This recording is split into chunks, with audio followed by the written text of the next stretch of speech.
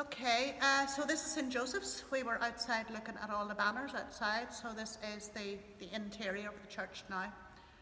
Like I said earlier, the church was in a state of dereliction. In fact, it was so bad, there was huge trees growing out of it. There were hundreds of pigeons flying around in here. There was that depth of pigeon dirt on the floor. There was like huge holes in the roof where the rain was pouring in. So that was the state it was in about 3 or 4 years ago. So we started off with a very small amount of money and we got the main holes in the roof fixed. We moved from there to basically the next thing then happened was a piece of masonry fell from the spire and created another big hole in the roof, and it fell on the balcony of the housing project next door. That resulted in us getting something that's called a dangerous building notice from the council.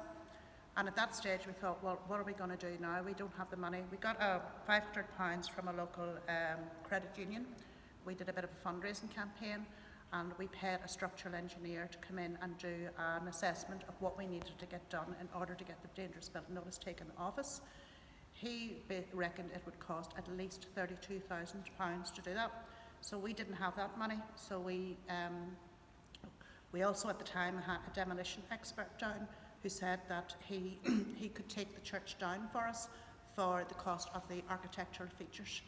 And I mean, that would pay him for the costs involved in removing it. The dangerous building notice said you must repair, remove or restore the dangerous building, which is St Joseph's. So we went to the media and we said we don't have £32,000. We have 3 options here. We can't repair it because we need the £32,000. We can't restore it because we'll need a couple of million, and we can't.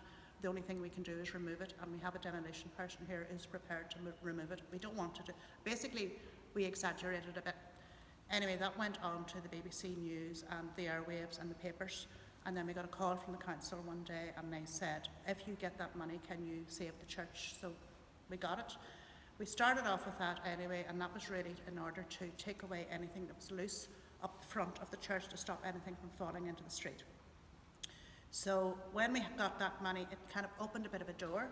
We then managed to get more money then, I think it was 48,000, and we managed to get that, which basically I said, well, we do internal repairs while the builders are on site. So they came inside and they stripped back. You can see the walls here are bare brick at the minute. So they were originally covered in a plasterboard and old radiators, all kinds of stuff. So that has all been taken away, which is enabling now the church to dry out. We got the rest of the holes in the roof fixed. Plus we also have the parochial house next door, which was full of pigeons. We got the pigeons out of there and we got the holes in the roof fixed on that. So then we we made an application to the big lottery fund, and that now has funded us for 2 years to start a programme of community engagement, community activities. So I would put it like we have 3 stages. So the first stage was emergency repairs. The second stage, which we're in now, is health and safety repairs. You can see here the scaffolding going up, then we've actually had to replace the side roof.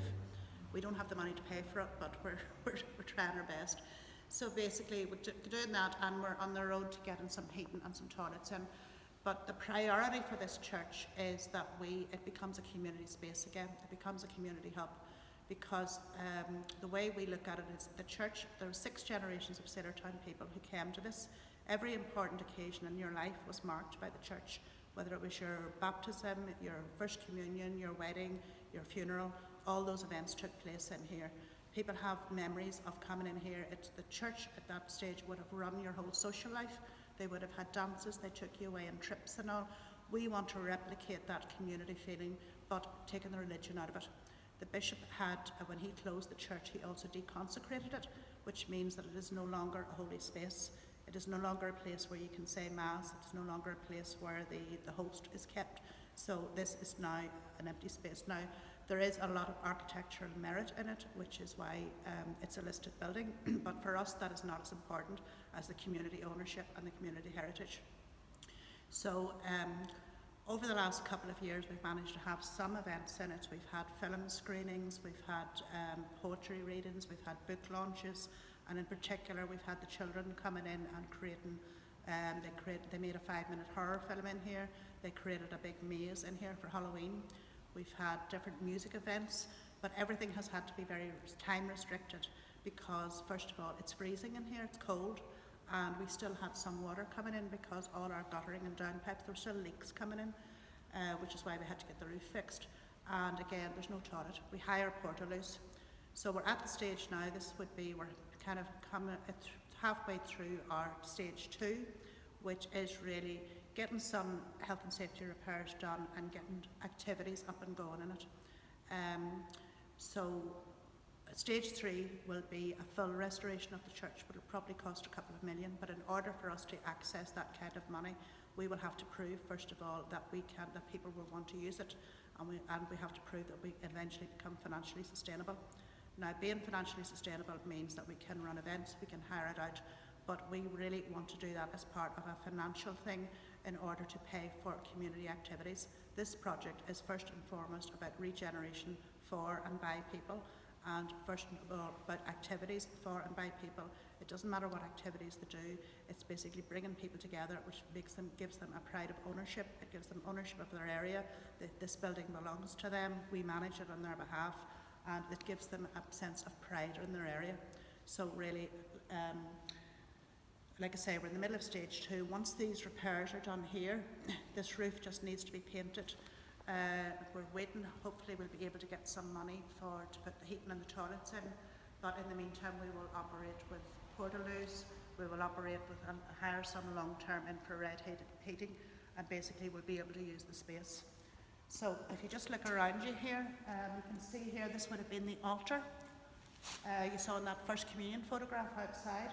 When the bishop closed the church, he took everything out of here which was in any way valuable, including the white marble altar, all the stations of the cross, all the paraphernalia that goes along with a Catholic church. So all that was gone. All we have left are these 2 pews here, which were rescued actually out of a skip. We have this beautiful stained glass window up at the top, which is, I believe, I'm not sure, but I believe it's an example of early Irish modernist stained art. It's a bit of a mouthful, but if we can find out who designed that, it could be quite valuable. There's another one which you can't really see up the back here. They were getting broken, so that window was covered over at some stage with a grill outside, but once that's opened up, the light will start to come in through there. We have a film screen, the white thing there at the back. That's a proper film screen. We can put films on. We have loads of chairs down in the corner there, which we have got second hand from places like the Waterfront Hall, where we're throwing the chairs out. We're not proud.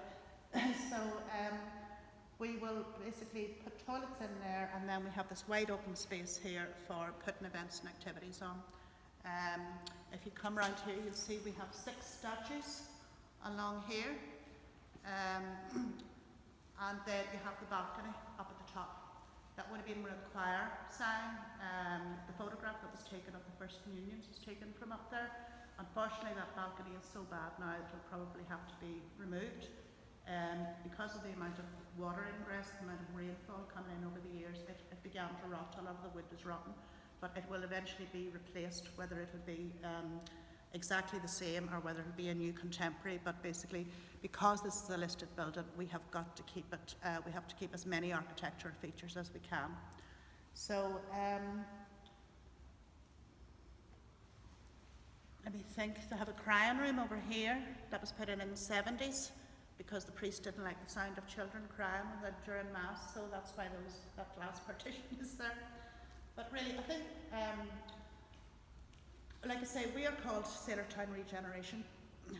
We call our website sailortownregeneration.com. We don't call it St. Joseph's because this project is not just about a church. This church is about a community. This church is about, because we own this church, albeit it's on a 150-year lease, it gives us an ownership thing and gives us a hook on which we can hang the regeneration of Sailortown. What we want to do here is to take the church and then use it as a focal point and then connect back into the city of Belfast and connect back into North Belfast, because those connections are extremely important. There's no point in having an iconic space if it's not easily accessible. So, is there a value, Terry, in having students look at the possibilities of different projects and coming up with new, hopefully innovative ideas? Yeah, absolutely, yeah. We're open to any and all ideas, no matter how wild they are. Because, you know, that's really what it's about. It's about as many as people as possible feeding in and telling us the type of things they want to do. I say we're big lottery funded. The lottery funding is not about us coming in here and basically, you know, restoring a church because of its architectural features, and we think it's a shame if it would be lost. It's about enabling people to create a dynamic community, a community where they feel they belong. It's about asking people what it is they want to do and then reflecting that back to them, or providing them and enabling them to do the things that they want to do. Because community spaces are, the thing about community and consultation and development is a lot of developers move in and they create a cafe, a restaurant, but ordinary people are locked out of them. The thing is, we have this church, and that's what we want to use that in order to bring people in here and let them meet each other, the kids in, the older people in, the families in. So, I mean, any student that wants to come up with any ideas which would assist us in doing that are all very welcome.